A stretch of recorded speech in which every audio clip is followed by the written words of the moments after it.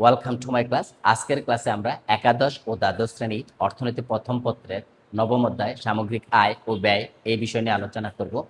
কোনো নির্দিষ্ট সময়ে সাধারণত একটি আর্থিক বছরে একটি দেশের বিদ্যমান সম্পদ ব্যবহার করে যে পরিমাণ চূড়ান্ত পর্যায়ের দ্রব্য সেবা উৎপাদিত হয় তার বাজার মূল্যকে সামগ্রিক আয় বলে। আবার কোনো নির্দিষ্ট সময়ে সাধারণত একটি আর্থিক বছরে দেশের জনগণের চাহিদা অনুযায়ী যে পরিমাণ চূড়ান্ত পর্যায়ের দ্রব্য ও সেবা উৎপাদিত হয় তার জন্য যে ব্যয় হয় তাকে বলা হয় সামগ্রিক ব্যয়। সামগ্রিক আয়কে আমরা সাধারণত এগ্রিগেট ইনকাম বলে থাকি এবং সামগ্রিক ব্যয়কে এগ্রিগেট এক্সপেন্ডিচার বলে থাকি। আমরা এখানে এগ্রিগেট ইনকাম এআই অর্থাৎ সামগ্রিক আয় দ্বারা নির্দেশ করা হয়েছে। দ্বিতীয়ত ন্যাশনাল ইনকাম এনআই অথবা জাতীয় আয়। এগ্রিগেট ইনকামকে আবার কি ন্যাশনাল ইনকামও বলা হয়। পরবর্তীতে দেখেন লেখা আছে গ্রোস ডোমেস্টিক প্রোডাক্ট জিডিপি অর্থাৎ মোট দেশজ উৎপাদন। আমরা যদি জিডিপি কাকে বলে বলি, কোনো নির্দিষ্ট সময়ে সাধারণত একটি আর্থিক বছরে দেশের অভ্যন্তরে অথবা ভৌগোলিক সীমার মধ্যে দেশীয় ও বিদেশি নাগরিক কর্তৃক যে পরিমাণ চূড়ান্ত পর্যায়ের দ্রব্য সেবা উৎপাদিত হবে তার বাজার মূল্যকে বলা হবে মোট দেশজ উৎপাদন অথবা জিডিপি। আবার এখানে লেখা আছে দেখেন গ্রোস ন্যাশনাল প্রোডাক্ট অর্থাৎ মোট জাতীয় উৎপাদন। এটাকে আবার বলা হয় গ্রোস ন্যাশনাল ইনকাম অর্থাৎ জিএনআই, মোট জাতীয় আয়।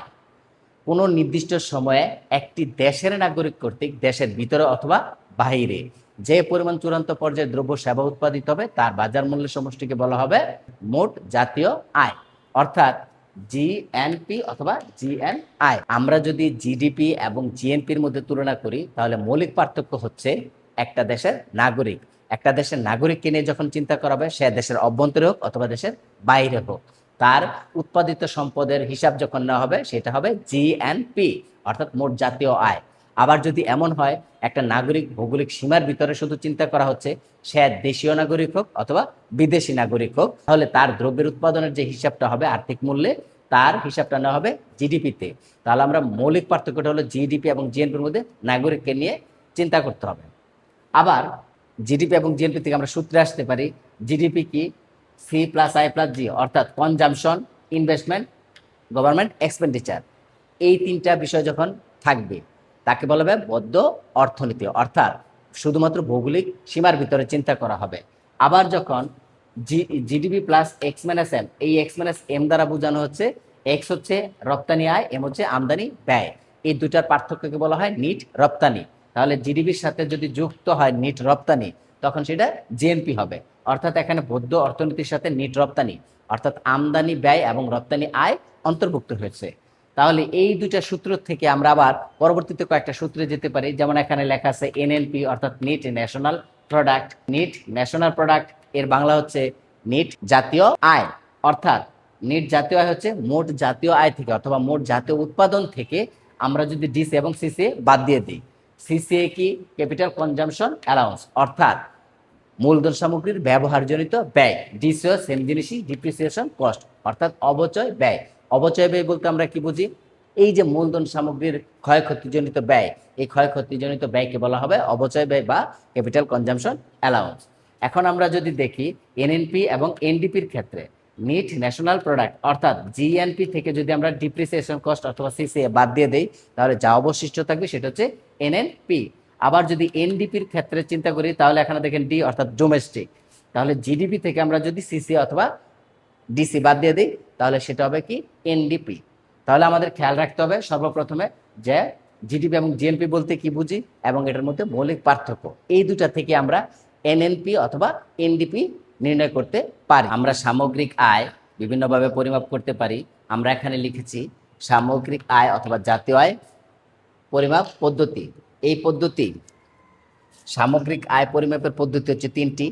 একটা হচ্ছে উৎপাদন পদ্ধতি, আরেকটা হচ্ছে আয় পদ্ধতি এবং অন্যটা হচ্ছে ব্যয় পদ্ধতি। তাহলে আমরা লিখি ক উৎপাদন পদ্ধতি। উৎপাদন পদ্ধতি অধ্যাপক মার্শালের মতে। খ আয় পদ্ধতি, এটা বলেছেন অধ্যাপক পিগু। গ নাম্বারে বলি ব্যয় পদ্ধতি ফিশারের মতো, অধ্যাপক ফিশার। আমরা যদি সামগ্রিক আয় বা জাতীয় আয়ের পরিমাপ পদ্ধতি আলোচনা করি তাহলে এই তিনটা বিষয় খেয়াল করব। প্রথমত উৎপাদন পদ্ধতি, দ্বিতীয়ত আয় পদ্ধতি এবং ব্যয় পদ্ধতি। এই তিনটা পদ্ধতির মাধ্যমে সাধারণত জাতীয় আয় পরিমাপ করা হয়। এই উৎপাদন পদ্ধতি আলোচনা করেছেন অধ্যাপক মার্শাল, আয় পদ্ধতি আলোচনা অর্থনীতিবিদ অধ্যাপক পিগু, আর ব্যয় পদ্ধতি আলোচনা করেছেন অধ্যাপক ফিশার। এখন এই উৎপাদন পদ্ধতি, আয় পদ্ধতি এবং ব্যয় পদ্ধতি আমরা কিভাবে নির্ণয় করব? সাধারণত আমরা বলেছি যে কোনো একটা দ্রব্য প্রথমে উৎপাদন করতে হবে, সেটা দ্রব্য সেবা যাই হোক। এই উৎপাদিত দ্রব্যের বিপরীতে যে দাম থাকবে তার আলোকে যে আর্থিক মূল্য পাওয়া যাবে সেটাকে বলা হবে উৎপাদন পদ্ধতিতে সামগ্রিক আয় বা জাতীয় আয়। তাহলে আমরা এখানে যদি খেয়াল করি, উৎপাদন পদ্ধতির ক্ষেত্রে যদি আমরা খেয়াল করি, কোনো একটা দ্রব্য নিয়ে আলোচনা করব, তাহলে প্রথমে লিখলাম কোনো দ্রব্য বা সেবার পরিমাণ, প্রথমে তাকে এক্স হিসেবে প্রমাণ করলাম, এক্স। এখন যদি বলা হয় কোনো দ্রব্য বা সেবার দাম, কোনো দ্রব্য বা সেবার দাম, তাহলে এই যে দ্রব্যটা আছে এই দ্রব্যের দাম দ্বারা যদি আমরা গুণ করি তাহলে যে পরিমাপটা পাওয়া যাবে সেটা হচ্ছে উৎপাদন পদ্ধতিতে সামগ্রিক আয়। আমরা যদি একাধিক দ্রব্য নেই তাহলে একাধিক দ্রব্যের একাধিক দামও থাকবে।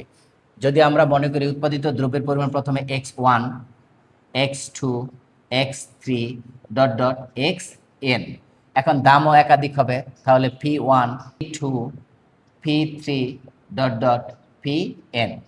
এখন এই যে উৎপাদিত দ্রব্য তার দাম গুণ করে যদি আমরা যোগ করি তাহলে যে অর্থমূল্য প্রকাশ পাবে সেটা হচ্ছে উৎপাদন পদ্ধতিতে সামগ্রিক আয়।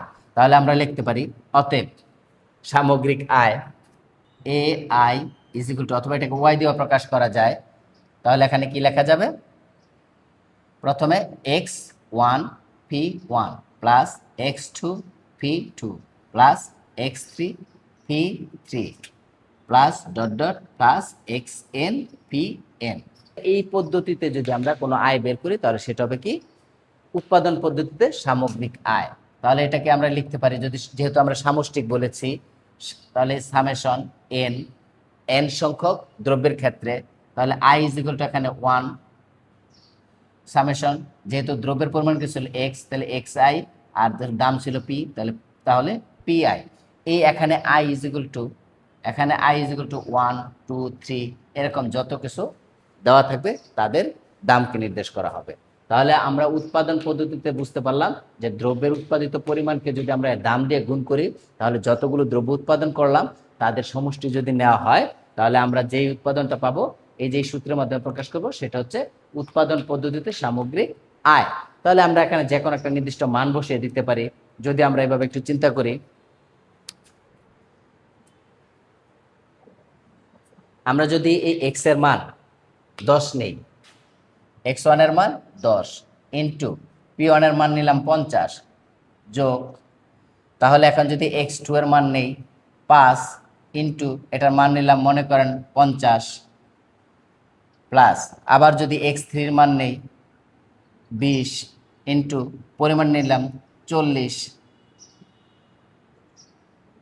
তাহলে 5 10 500 প্লাস 5 5 25 250 প্লাস 4 2 8 800, এখন যদি যোগ করি 1550। এই যে টাকাটা আমরা পেয়েছি, এই যে সমষ্টিটা হয়েছে এই সামগ্রিক আয় হয়েছে উৎপাদনের পরিমাণ এবং দামের গুণফলের মাধ্যমে। তাহলে এটাকে বলা হবে উৎপাদন পদ্ধতিতে যে সামগ্রিক আয়। আমরা জানি উৎপাদনের উপকরণের উপরে সাধারণত আয় নির্ভর করে। তাহলে উৎপাদনের উপকরণ কোনগুলো?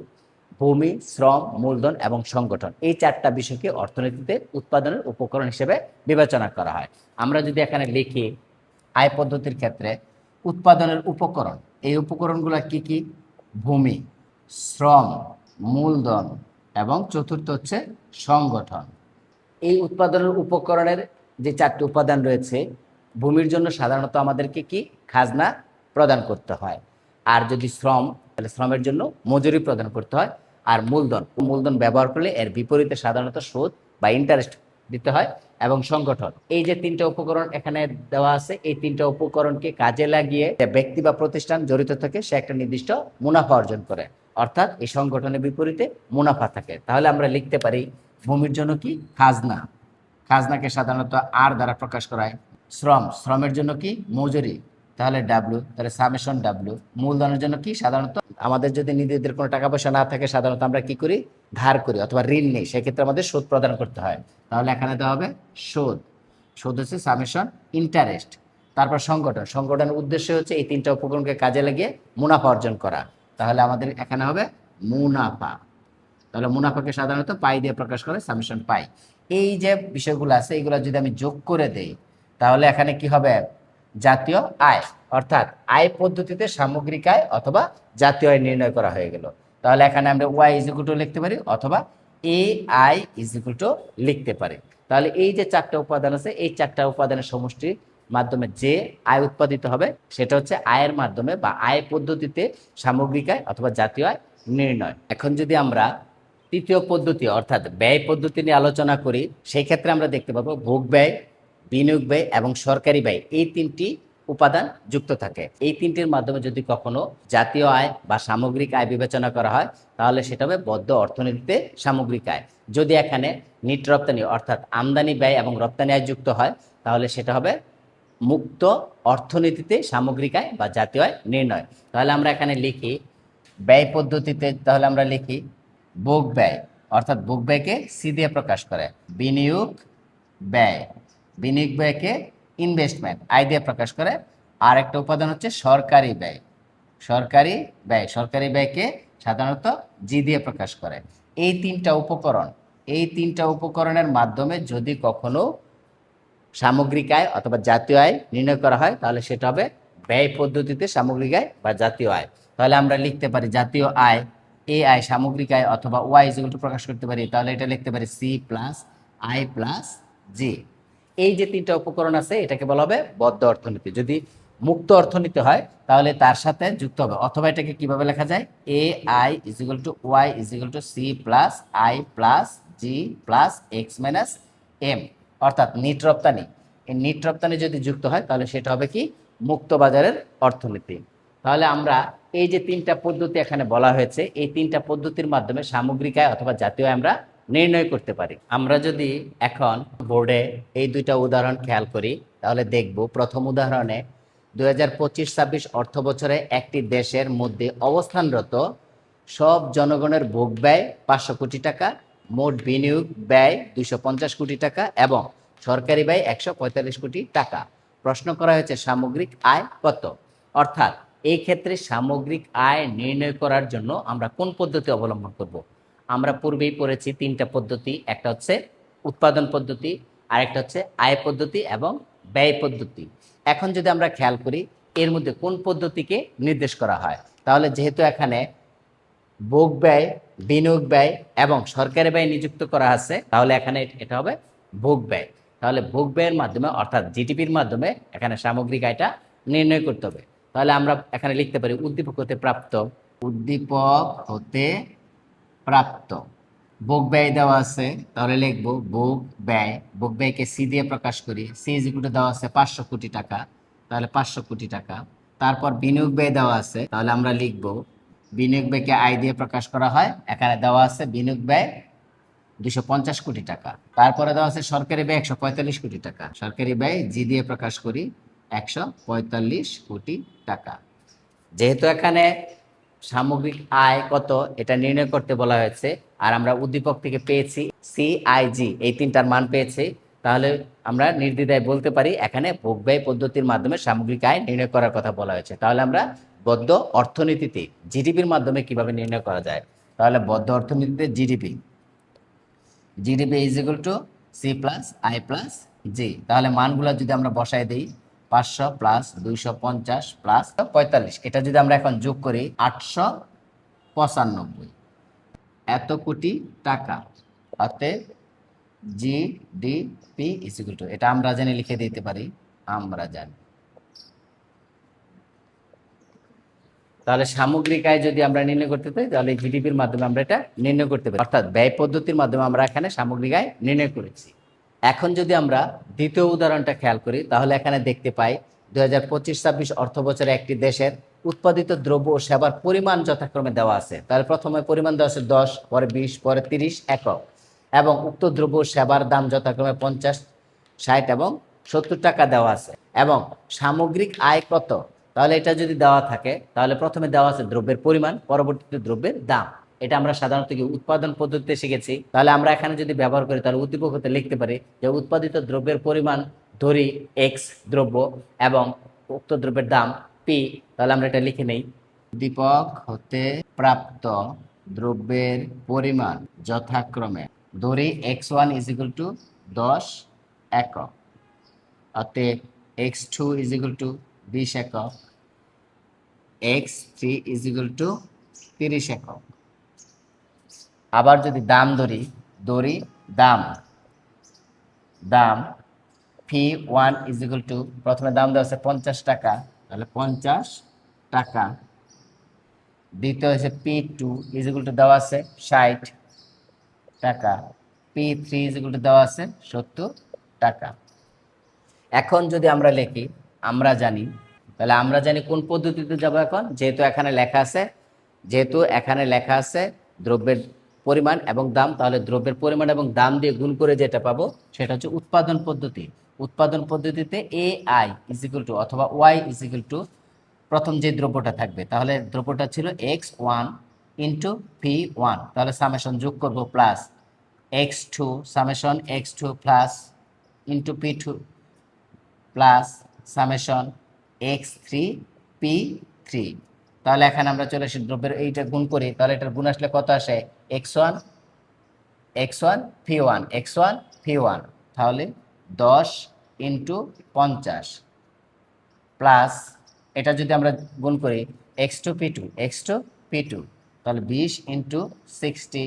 আবার যদি এখানে গুণ করি x3 P3, তাহলে 30 ইন্টু 70। এটা যদি আমরা যোগ করি তাহলে কত, গুণ করি তাহলে এটা যদি আমরা গুণ করি তাহলে কত আছে 500 প্লাস 6 দুগুণে 12 প্লাস 3 সাতা 21। এখন এটা আমরা যোগ করে দেই, এটা যোগ করলে পাওয়া যায় 3700। তাহলে এই যে টাকাটা আছে, অঙ্কের যে পরিমাণ আয়টা পেয়েছি সেটা হচ্ছে আমরা কি, এই যে উৎপাদন পদ্ধতিতে সামগ্রিক আয় নির্ণয় করা হয়েছে এখানে। তাহলে আমরা আজকের ক্লাসের মাধ্যমে শিখতে পারলাম কিভাবে সামগ্রিক আয় নির্ণয় করা হয়। সেটা পরিমাপ করার জন্য 3টা পদ্ধতি বিদ্যমান রয়েছে, উৎপাদন পদ্ধতি, আয় পদ্ধতি এবং ব্যয় পদ্ধতি। আমরা এখানে 2টা পদ্ধতি দেখেছি, উদাহরণ 1-এর মাধ্যমে ব্যয় পদ্ধতি এবং উদাহরণ 2-এর মাধ্যমে উৎপাদন পদ্ধতি, যেখানে নির্ণয় করা হয়েছে নির্দিষ্ট সামগ্রিক আয়। তাহলে আজকের ক্লাসে সামগ্রিক আয় ও ব্যয় বলতে কি বুঝি, জিডিপি এবং জিএনপি অর্থাৎ মোট জাতীয় উৎপাদন এবং মোট দেশজ উৎপাদন বলতে আমরা কি বুঝি, এবং সেখান থেকে কিভাবে জিএনপি এবং জিডিপি নির্ণয় করা হয় সেই ক্ষেত্রে আমরা স্বচ্ছ ধারণা পেয়েছি। আশা করি এই ক্লাসের মাধ্যমে আমরা শিখতে পেরেছি। ধন্যবাদ সবাইকে। পরবর্তী ক্লাস দেখার জন্য শুভকামনা রইল।